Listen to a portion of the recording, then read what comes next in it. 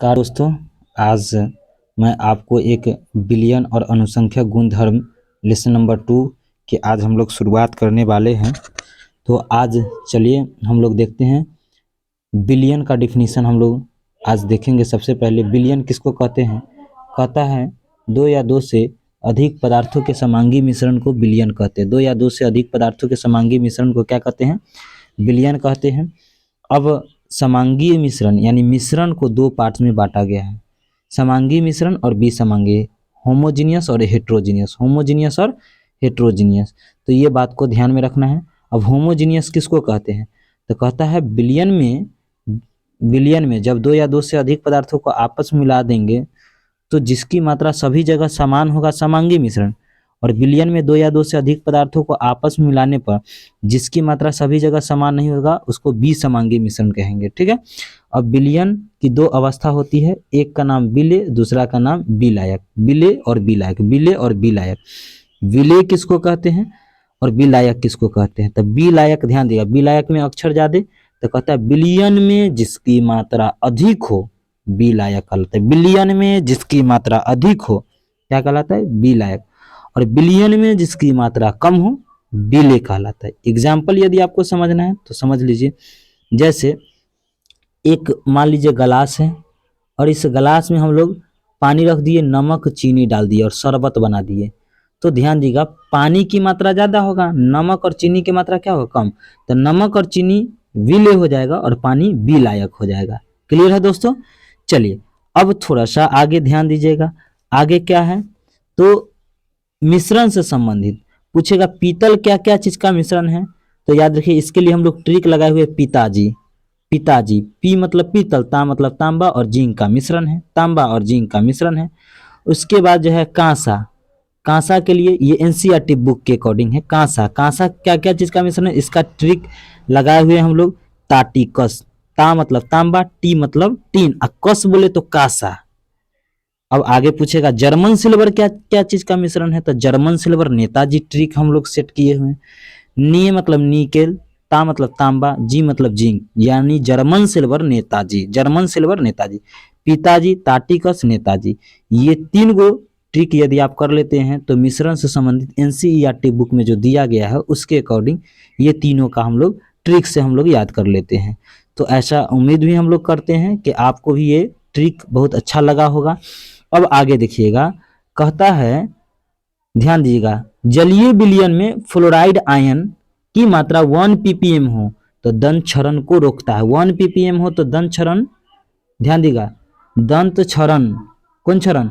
दंत क्षरण को रोकता है। और 1.5 ppm हो जाए तो दंत का क्षरण होने लगता है।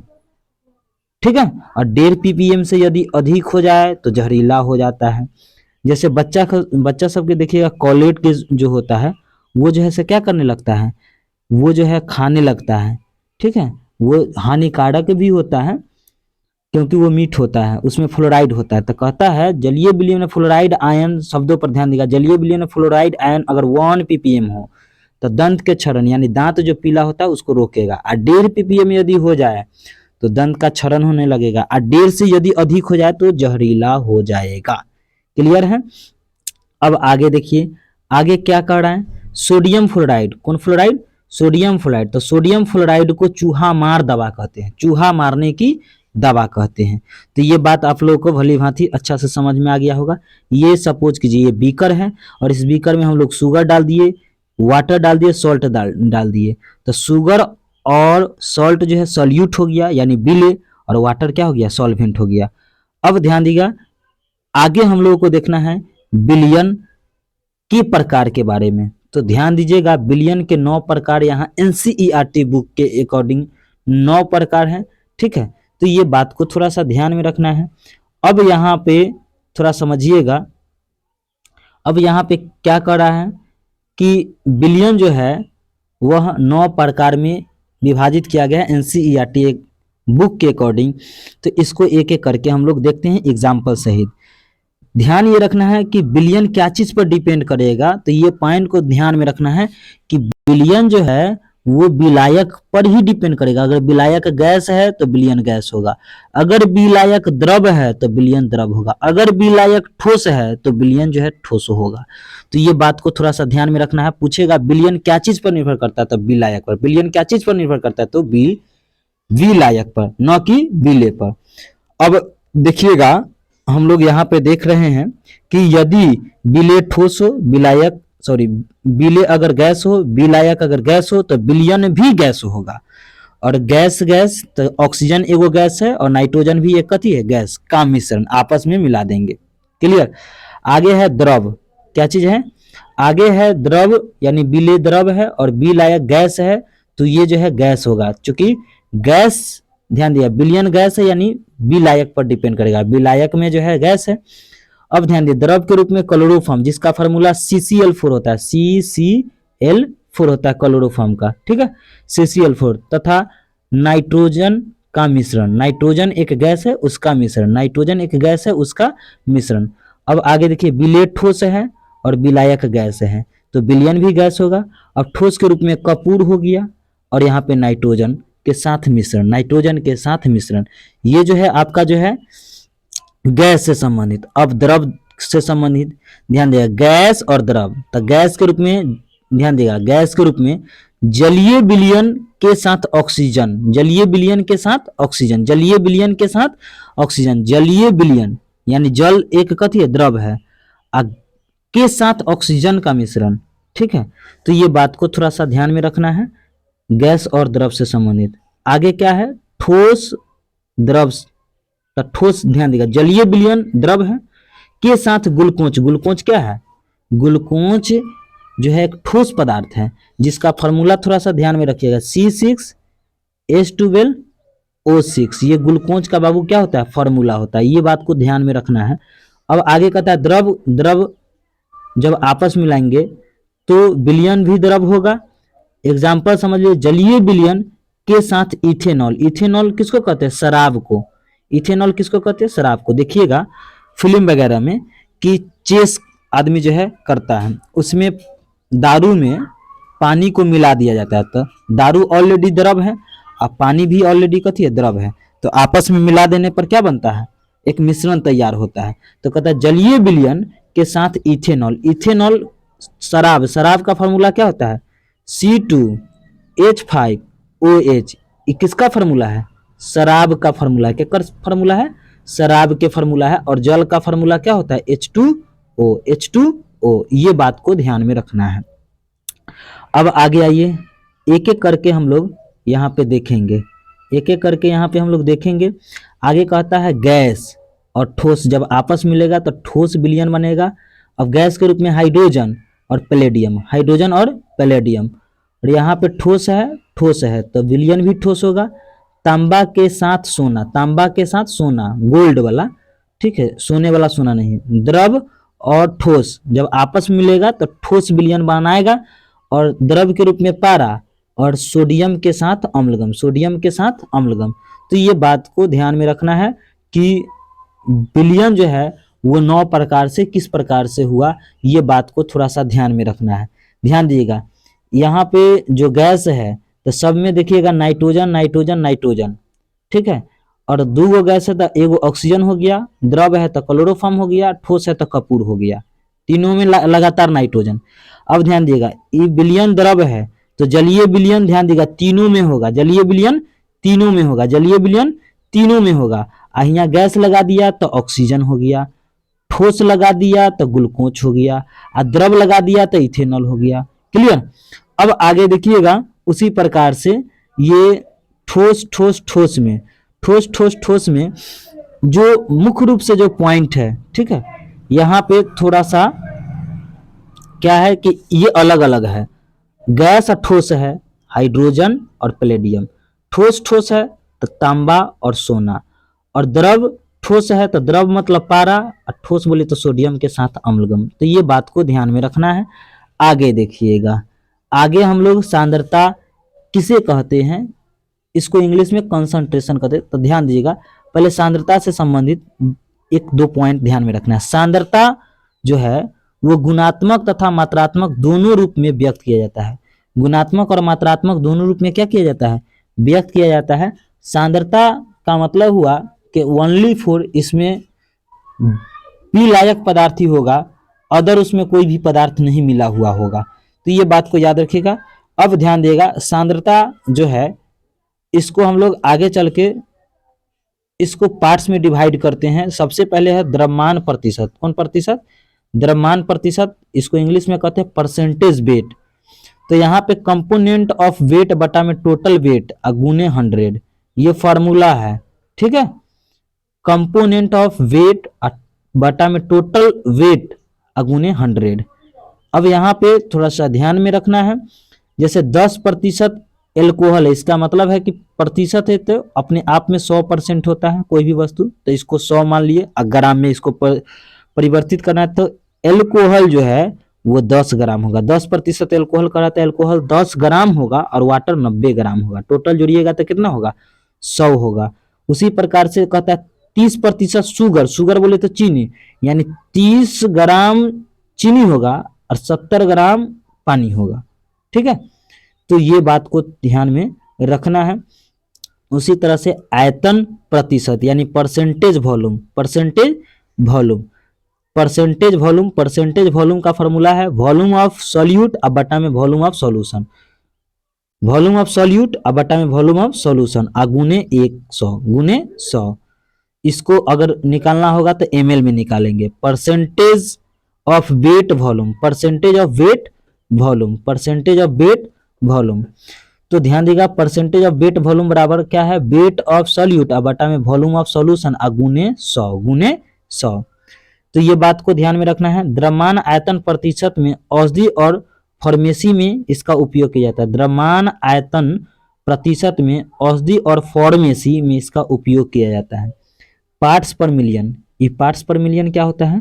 जिसकी मात्रा बहुत कम हो, जिसकी मात्रा क्या हो? बहुत ही कम हो, तो उसको हम लोग ppm यानी पार्ट्स पर मिलियन में मापते हैं। जैसे मान लीजिए सपोज आप अपने घर पे, सपोज कीजिए क्या बना रहे हैं आप अपने घर पे खीर बना रहे हैं, तो उसमें इलायची जो रखिएगा उसकी मात्रा सभी से कम होगा, तो उसको पार्ट्स पर मिलियन में व्यक्त करेंगे। पार्ट्स पर मिलियन में जैसे परसेंटेज में 100 लिखते थे, पार्ट्स पर मिलियन में 10 के पावर 6 लिखेंगे, 10 के पावर 6। जैसे ppm ऑफ वेट यानी पार्ट पर मिलियन ऑफ वेट, ठीक है। तो वेट यानी द्रव्यमान, तो द्रव्यमान के लिए यहाँ पे फॉर्मूला क्या है? वेट ऑफ सॉल्यूट बटा वेट ऑफ सॉल्यूशन गुने 10 के पावर 6। ppm वॉल्यूम, तो ppm वॉल्यूम बराबर क्या होगा? ppm वॉल्यूम बराबर होगा volume of solute volume of solution गुने 10 के power 6। ppm of weight volume, तो इसका फॉर्मूला क्या होगा? वेट ऑफ सॉल्यूट बटा में वॉल्यूम ऑफ सॉल्यूशन गुने 10 के पावर 6, 10 के पावर 6। कहता है आगे वायु और जल की प्रदूषण को, वायु और जल के प्रदूषण को म्यू ग्राम मोल इनवर्स या ppm में प्रदर्शित करते, ppm में प्रदर्शित करते हैं। तो ये बात को ध्यान में रख लेना है, ppm में प्रदर्शित करते हैं। अब अगला बहुत इंपॉर्टेंट VVI, मोल अंश मोल प्रभाज, इसको इंग्लिश में कहते हैं मोल फ्रैक्शन, ठीक है। अब ध्यान दिएगा, मोल प्रभाज मोल अंश मोल फ्रैक्शन किसे कहते हैं? तो कहता है बिलियन में विलायक या विलेय के मोलों की संख्या तथा बिलियन में उपस्थित कुल मोलों की संख्या के अनुपात को मोल प्रभाज कहते हैं। क्लियर? ध्यान देना है बाबू रे। कहता क्या है? मोल अंश या मोल प्रभाज तक बिलियन में विलायक या विलेय, विलायक या विलेय, विलायक या विलेय के मोलों की संख्या तथा बिलियन में उपस्थित कुल मोलों की संख्या के अनुपात को मोल अंश मोल प्रभाज कहते, इसको x से सूचित करते हैं। x से सूचित करते हैं, कहता है विलेय के मोलों की संख्या को Na से सूचित कर रहे हैं और विलायक के मोलों की संख्या को Nb से सूचित करते हैं। क्लियर है? अब ध्यान दीजिएगा, हमने आपको क्या डेफिनेशन, जैसे विलेय के मोल प्रभाज निकालना है, तो मोल प्रभाज के लिए x, अब विलेय है तो a मान लिए, तो xa बराबर जिसको निकालना है उसके मोल की संख्या को ऊपर रख दीजिए, तो Na बटा में Na प्लस Nb, यानी विलेय के मोल की संख्या अब बटा में विलेय के मोल की संख्या और विलायक के मोलों की संख्या होगा। और विलायक के लिए अगर निकालना हो तो क्या होगा? xb, तो xb बराबर क्या होगा? Na Nb अब बटा Na प्लस Nb हो जाएगा। अब आगे कहता है विलेय के मूल अंश तथा विलायक के मोल अंश के योगफल हमेशा 1 होता है।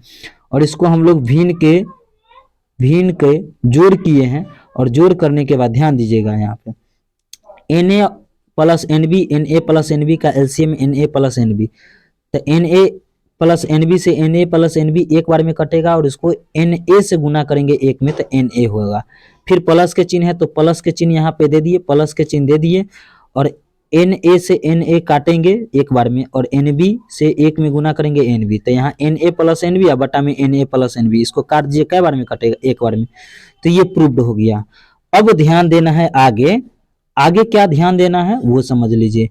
आगे कहता है मोलरता, VBI के ट्रिपल होल क्यू, परीक्षा में हर बार ऐसा क्वेश्चन पूछता है मोलरता से संबंधित।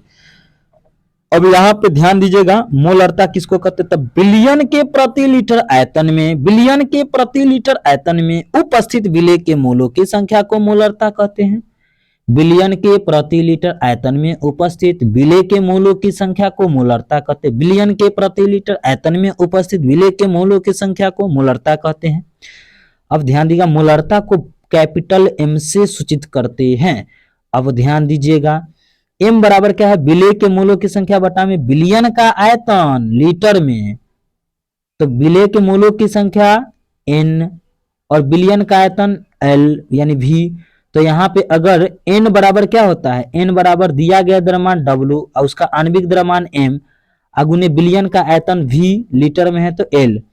अब ध्यान दिएगा, अगर लीटर में नहीं हो तो बाबू क्या होगा?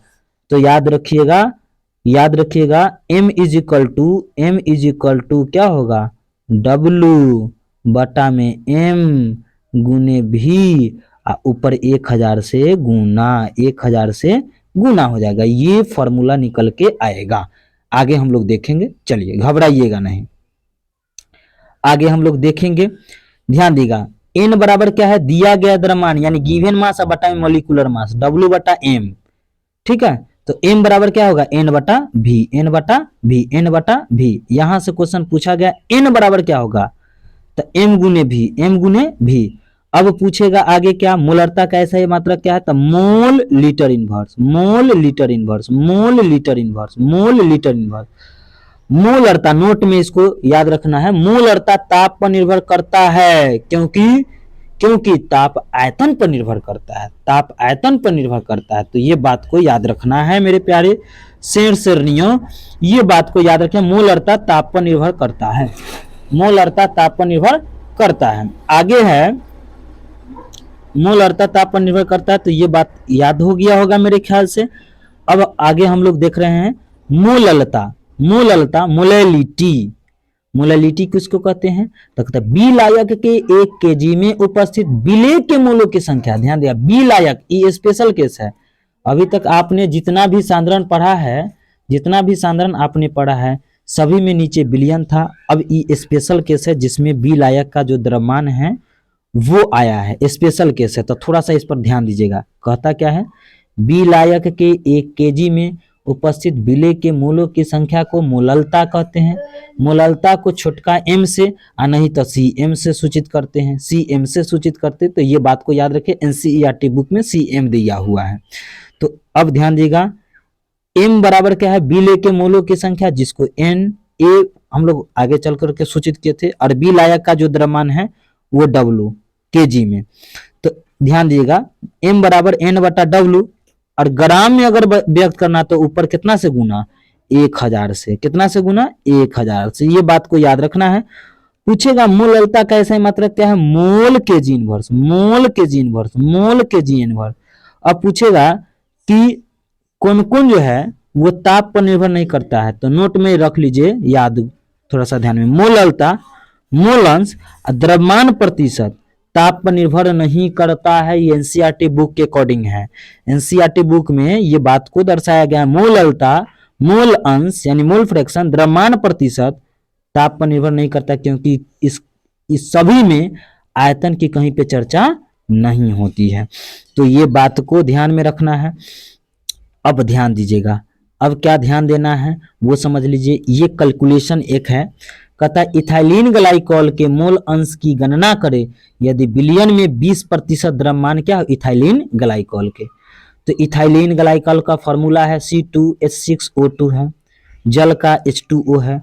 तब ध्यान दें, इथाइलिन ग्लाइकॉल 20% है तो 20 ग्राम हो जाएगा, और वाटर जो है 80% होगा तो 80 ग्राम हो जाएगा। तो ये गिवन मास है। मॉलिक्यूलर मास क्या इथाइलिन ग्लाइकॉल के निकाल लीजिए, तो निकालने के बाद यहाँ पे 62 आएगा मेरे प्यारे शेर श्रेणियों।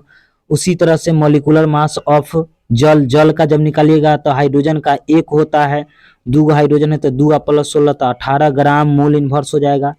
अब मोल नंबर निकालना है, तो मोल नंबर किसका, इथाइलिन ग्लाइकॉल के, जिसको Na से सूचित किए थे, ठीक है, Na से सूचित किए थे। तो इसका फॉर्मूला हमने लिखाया था गिवन मास बटा मॉलिक्यूलर मास। गिवन मास 20 ग्राम देले हैं, अब मॉलिक्यूलर मास बाबू रे 62 निकल के आया, तो 20 बटा 62 काट कूट के लाइएगा तो 0.3 होगा। अब मोल नंबर ऑफ जल यानी वाटर को निकालना है, तो वाटर का ऑलरेडी 80% है तो 80 ग्राम, 80 या बटा में मॉलिक्यूलर मास इसका 18 आया है तो 18 4.5 आ गया। अब हमको निकालना है इथाइलिन ग्लाइकॉल के, ध्यान दीजिएगा, इथाइलिन ग्लाइकॉल के मोल अंश निकालना है। तो ध्यान दीजिएगा, एक्स इथाइलिन ग्लाइकॉल के ये फॉर्मूला है, तो जिसको निकालना होता है उसके मोलों की संख्या को ऊपर रखते हैं। तो ध्यान दीजिएगा, इथाइलिन ग्लाइकॉल के मोलों की संख्या बटा में इथाइलिन ग्लाइकॉल के मोलों की संख्या और जल के मोलों की संख्या को नीचे जोड़ दीजिए। तो इथाइलिन ग्लाइकॉल के 0.3 आया, अब बटा में 0.3 या प्लस 4.5 है। टोटल ऐड कीजिएगा तो कितना होगा, लगभग 0.3 या बटा में 4.8 होगा। इसको काट दीजिए तो ये आपका आंसर निकल के आ गया। ये आपका आंसर है नीचे वाला 0.062%, ठीक है। अब ध्यान दीजिएगा, अगर जल के मोल की संख्या, जल के मोल फ्रैक्शन अगर निकालना हो, मोल अंश निकालना हो, तो जिसका निकालना उसको ऊपर, तो नंबर ऑफ मोल वाटर के बटा में number of mole water plus ethylene glycol दोनों के जोड़ के आप भाग कर दीजिए। तो ये जो आंसर आएगा ये किसका आएगा, ये वाटर के आएगा मोल फ्रैक्शन, और दोनों को जब जोड़ दीजिएगा तो 1 आ जाएगा। कितना आएगा, 1 आएगा। तो ये बात आपको भली भांति माइंड में एकदम सेट हो गया होगा। चलिए फिर आगे की वीडियो में हम लोग मिलते हैं, तब तक के लिए धन्यवाद। ऐसे ही आप प्यार आशीर्वाद देते रहें और हम आपके बीच इसी तरह के हमेशा वीडियो आपके साथ लाते रहेंगे। धन्यवाद साथियों।